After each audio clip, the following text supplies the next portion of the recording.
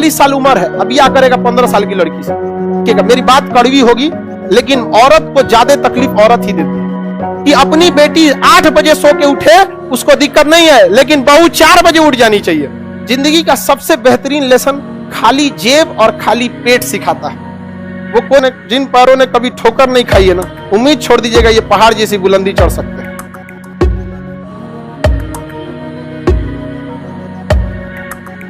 अगर कोई शादीशुदा महिला है, पहले यह कहा जाता था कि अगर कोई शादीशुदा महिला है, शादी के बाद अगर उसका किसी दूसरे पुरुष से संबंध है, तो उस महिला को ही अपराधी माना जाता था। तो महिलाओं ने केस किया, केस कोर्ट में कहा कि अगर शादीशुदा पुरुष है और वो अगर किसी से संबंध बनाता है, तो ये उस पर भी एप्लीकेबल होना चाहिए, या तो इसे हमारे पे भी हटा दीजिए या तो उस पर से भी एप्लीकेबल कर दीजिए। ये मांग गलत नहीं, किसी एक को आप नहीं कह सकते यहां पर। तो कोर्ट ने कहा कि 497 अब एप्लीकेबल नहीं है। अतः कोई शादीशुदा पुरुष है, उसका भी किसी से संबंध है, अगर एक्स्ट्रा मैरिटल अफेयर है, तो यह अपराध की श्रेणी में नहीं मानेगा। और अगर कोई शादीशुदा महिला है, उसका भी एक्स्ट्रा मैरिटल अफेयर है, तो अपराध की श्रेणी में नहीं माना जाएगा। लेकिन इस घटना को तलाक का एक ठोस कारण मान के तलाक दिया जा सकता है। समझ में आ गया कि नहीं? तो अब अगर किसी महिला का किसी दूसरे से संबंध है, तो वह व्यभिचार की अपराधी नहीं है, हाँ, लेकिन उस बेसिस पर उसे तलाक इजिली मिल जाएगा। अब 497 तलाक का एक सॉलिड कारण है। समझ में आ गया कि नहीं आ गया? किसी को दिक्कत? नपुंसकता भी तलाक का एक क्या है? कारण होता है। नपुंसकता तलाक का क्या होता है? कारण। अब देखिए, पहले होता भी था नपुंसकता बहुत बार। 40 साल उम्र है, अब क्या करेगा 15 साल की लड़की से? तो 10 साल जब तक ये बड़ी होगी वो रिटायर हो जाएगा। नहीं समझ में आया? तो नपुंसकता में चल जाएगा, तो इसमें बेचारी लड़की का लाइफ खराब होगा कि नहीं? तो नपुंसकता के आधार पर वो कोर्ट में कह सकती है कि हमको इससे क्या चाहिए? बुढ़ऊ से तलाक चाहिए। किसी को दिक्कत नहीं। ये चीजें गलत है। आप समाज में किसी लड़की का जीवन जी के देखिएगा कितना टफ है। आपके माँ बाप आपके लिए आराम से 5 साल 6 साल छोटी लड़की लाएंगे और खूब अच्छा से उसको लोग अच्छा तारीफ करेंगे, बड़ा अच्छा दुल्हन लाए हैं। लेकिन गलती से अगर किसी लड़की का हस्बैंड, अगर लड़की 5 साल बड़ी हो गई और हस्बैंड 5 साल छोटा हो गया, कह देंगे माई उठा लाया है। तो उसको काहे नहीं कह देगी कि इसका बाप उठा लाया है? समझ में आया कि नहीं आएगा? ये चीजों में काफी ज्यादा मतलब भेदभाव। समझ में आ गया? ये हमारे यहाँ पे इस चीज में धीरे धीरे सुधार हो रहा है। जैसे अभी लड़कियों के लिए शादी की उम्र 21 साल। समझ में आ गया कि नहीं? लेकिन इस पर कोई सॉलिड चीजें काम नहीं की गई। समझ में आ गया कि नहीं? 21 साल शादी की उम्र करने से कहीं ज्यादा बेहतर था आप कह देते कि शादी के लिए ग्रेजुएशन अनिवार्य है। समझ में आ गया? फिर वो अपना अधिकार लड़ के ले लेती, उसको नहीं बोलना पड़ा। अरे 21 साल में तो पीजी हो जाता है, तो आप 21 साल से अच्छा था कि आप कह देते पीजी अनिवार्य है। तो गरीब लोग कहते हैं हमारे पास पढ़ाने का पैसा नहीं है, तो आप फ्री भेज दीजिए, नहीं तो दिल्ली भेज दीजिए, एजुकेशन फ्री है कि नहीं? यहाँ पर तो महिलाओं के लिए हम तो कहते हैं पुरुष के लिए पढ़ना कंपलसरी हो ना हो, लेकिन महिलाओं के लिए बहुत जरूरी है पढ़ना वहां पर। क्योंकि अगर एक मां पढ़ी लिखी है तो बच्चे को कभी बिगड़ने नहीं देगी। बाप को इतना फुर्सत कहां मिलता है? आप अपने पिताजी से ज्यादा सीखे हैं कि माताजी से? माताजी से सीखे हैं लोग, पिताजी से तो समय कहां रहता है पिताजी के पास। ये जरूरी होना चाहिए। तो महिलाओं का लाइफ काफी टफ है। जितना में वो सरवाइव करती है ना, उतना में आप नहीं झेल पाएंगे। वहां सोचिए, बेचारी उस घर में चली जाती है जिस घर में उसकी सास कहती है पराये घर से आई है, और मां पहले से पाल के रखती है ये कह के कि दूसरे घर जाएगी। कौन है उसका घर? समझ में आ गया कि नहीं आ गया? लड़की सब अगर आपको सास अगर ये बात कहे कि आप पराये घर से आई हैं, समझ में आ गया कि नहीं, आपका घर नहीं, तो आप ये बात जरूर कहिएगा। तब खान सर ने ये बोला था कि अगर पराये घर से आई हैं तब तो आप भी पराई हो गई, हम आपकी रिस्पेक्ट क्यों करें? अपने पे मत लीजिएगा, हमरे पे फेंक दीजिएगा। अगर कोई इस तरह से नहीं, आप अपना आप कहिए कि आपका हम उतना रिस्पेक्ट करेंगे जितने अपने माँ बाप का करते हैं। एक बार आप हमको अपनी बेटी समझ के तो देखिए। समझ में आ गया क्या? और जो सास आपकी रिस्पेक्ट करती है, आप अपनी मां से ज्यादा उसका रिस्पेक्ट कीजिए। क्योंकि अगर सास रिस्पेक्ट करती है और आप रिस्पेक्ट नहीं करिएगा तो आपने 100 लड़कियों की और लाइफ बर्बाद कर दी आपका। ये गलत बात है। एक लड़की ने क्या कहा था, बूढ़े होने पर माँ बाप जो होते हैं, काफी देखिए, लड़का अपने आप को साबित करना चाहता है, लड़की अपने आप को साबित। दोनों में थोड़ी कमियां रहती हैं, इसको अंडरस्टैंडिंग होनी चाहिए। लेकिन समस्या क्या है, लड़कियों को एजुकेशन तो मिल जाता है बट सोशल एजुकेशन इनको नहीं मिल पाता है। आप समाज में घुल मिल के नहीं रहती हैं। आप समाज का वो चेहरा देखिए जो समाज आपको दिखाता है, लेकिन समाज का वो चेहरा आप नहीं देखिए जो समाज आपसे छुपाता है।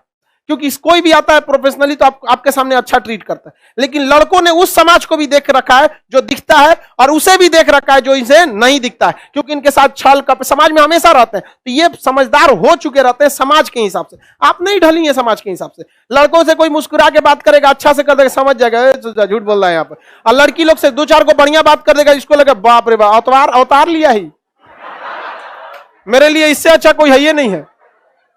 समझ में आ गया कि नहीं? इस सब चीज को समझना चाहिए। एक लड़की ने कहा था कि बूढ़े माँ बाप जो होते हैं उनको घर से लोग निकाल देते हैं। अगर माँ बाप के पालने की जिम्मेदारी बेटे से लेकर बेटियों को दे दी जाएगी तो कोई भी वृद्ध आश्रम नहीं रहे, कोई भी वृद्ध आश्रम नहीं दिए। तो इस पे एक लड़के ने बोला था कि अगर हर लड़की अपने सास ससुर को ही अपना माँ बाप समझ जाए तो पूरी दुनिया से वृद्ध आश्रम खत्म हो जाए। समझ में गया? इसमें लड़की ने दोनों की जिम्मेदारी होती है। सास उसको अपनी बेटी बहुत अच्छी लगती है और उसकी अपनी बेटी 8 बजे सो के उठे उसको दिक्कत नहीं है, लेकिन बहू 4 बजे उठ जानी चाहिए। 4 बजे बूढ़ा बूढ़ी तनी अपनी बेटिया को उठा के दिखाओ तो बहू को उठाना। ये हर सास से भी हम ये कहना चाहते हैं, अगर अपनी बेटी को सुबह 4 बजे उठा सकती हैं तो आप अपने बहू को भी उठाइए। और अगर बेटी 10 बजे तक सो सकती है तो बहू को भी अधिकार है, क्योंकि बहू तो मेहमान बन के आई है, उसकी तो और इज्जत होनी चाहिए। समझ में आ गया कि नहीं आ गया? और लड़की लोग को भी कहते हैं, याद रखिएगा, मेरी बात कड़वी होगी लेकिन औरत को ज्यादा तकलीफ औरत ही देती है। ये बात हमारी कड़वी लग सकती है, लेकिन आप देखिएगा किसी औरत को उसको ससुर कम सताए होंगे, सास ज्यादा सता देती हो, या किसी माँ को उसका बेटा कम लेकिन बहू ज्यादा सता देती हो। तो इस चीज में ईगो मत रखिएगा। अगर सास कुछ बोल भी देना तो बड़े का गाली भी आशीर्वाद समझ के रख लेता है, अगर आपके परिवार का है तो। बाहर वालों के लिए नहीं कहते, लेकिन इन सब चीजों को समझिए।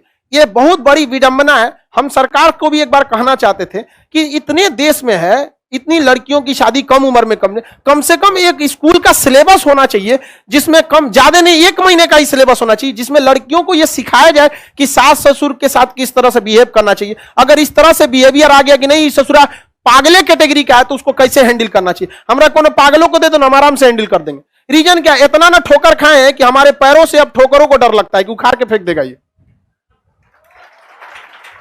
लेकिन आप लोग ठोकर नहीं खाइए, आप नहीं संभाल पाती हैं किसी चीज को। तो ये चीजें भी होनी चाहिए। गवर्नमेंट इस पर ध्यान नहीं देती है, वरना परिवार बहुत अच्छा से रह सकता है। और आप लोग को भी कहते हैं, हमेशा आपको यह सिखाया गया है कि लड़के रोते नहीं हैं।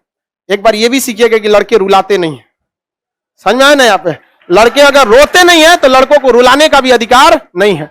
और लड़की लोग को भी एक चीज कहेंगे, आप लोग के अंदर लड़कों को एक चीज कभी पसंद नहीं है, मुंह फुलाकर बैठ जाना। अगर स्कूल में ये सिलेबस रहता तो आपको ये पढ़ाया गया रहता। लड़का हर उस लड़की का बर्दाश्त कर सकता है जो उसे मुंह ना फुलाए।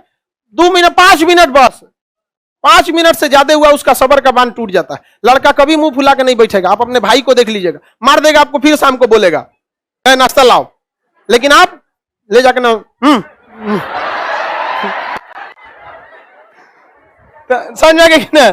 अपने बोले अपने से आप उसको मार लीजिए 2 लाठी, वो आपको माफ कर देगा, आपको नहीं बोल, लेकिन गुस्सा मुंह मत फुलाना लो। ये लड़कों को नहीं। आप लड़का लोग बताओ, आपको 2 लाठी पिटाना पसंद है कि मुंह फुलाना? ये करा 5 लाठी। तो लड़की लोग समझो, आपके माँ बाप इसको सिखाते हैं, ये जिम्मेदारी हमारी नहीं है। लेकिन फिर भी हम कहते हैं कि चलो, हम लोग के जो शिक्षक थे आज भी उनको रियल में जो बोला जाता है भगवान, क्योंकि उन्होंने जो पढ़ाया वो एग्जाम में तो काम आया ही, आप जीवन में भी बहुत काम आया। शायद हम उस बहुत खुशनसीब हैं जो हमें शिक्षक बहुत बेहतरीन मिले थे, इतना बेहतरीन शिक्षा दिया, आज भी काम आता है वहां पे। तो हम कोशिश करते हैं कि आप लोग को भी दिया जाए, आप लोग को उतना सीखा। तो लड़की लोग इस चीज को समझ में आ गया कि नहीं आएगा। और अपने घर के रिश्ते में जो अपना रिश्ता होता है उसके में जितना झुक के रहिएगा उतना आप आगे जाइएगा। जैसे सपोज कीजिए कि हम किसी क्लास में 1 घंटा लेट आ गए तो हम अकड़ जाएंगे, हमारा क्लास है, क्या हो गया, लेट हो सकते हैं। आपके मन में थोड़ा खराब लगे। जिस दिन हम 1 घंटा लेट आए, अगर आपसे विनम्र कर दे कि आपसे हम क्षमा चाहते हैं, 1 घंटा लेट हो गया, क्या आप हमसे गुस्सा होइएगा? तो जहां आपका रिलेशन होता है वहां झुकिए। जितना झुकेंगे आप उतना ऊपर उठेंगे, अकड़िएगा नहीं। यहां पर जिस दिन हमसे लेट हो जाता है हम सहजता से आपसे माफी मांग लेते हैं कि आज हम आपसे क्लास नहीं ले पाएंगे, सहजता से, क्योंकि हमें पता है कि आप हमारे अपने हैं। जिस दिन हम अकड़ने लगेंगे आप ये समझिएगा कि हम आपको अपना मानना छोड़ दिए। डिसिप्लिन अलग चीज है कि गलती करिएगा तो डांटना पड़ेगा, वो एक डिसिप्लिनरी चीज होती है, वो जरूरी होती है। लाइफ सब लोग को ये बात कहते हैं, लेकिन आप लोग इसको समझिए, माँ बाप की जिम्मेदारी होती है, लेकिन गवर्नमेंट को भी सोचना चाहिए कि लड़कियां हैं, देश का हिस्सा है, इनको अच्छे से सिखा दिया जाएगा तो आगे बढ़ जाएंगे। समझा के गुस्सा होगी ना किसी से, आप 5 मिनट के लिए बस मुंह फुला लेना। किसी से इतना ही नाराज हुई है कि उसको आपकी कमी का एहसास हो, इतना नाराज मत होइए कि आपके बगैर जीना सीख ले।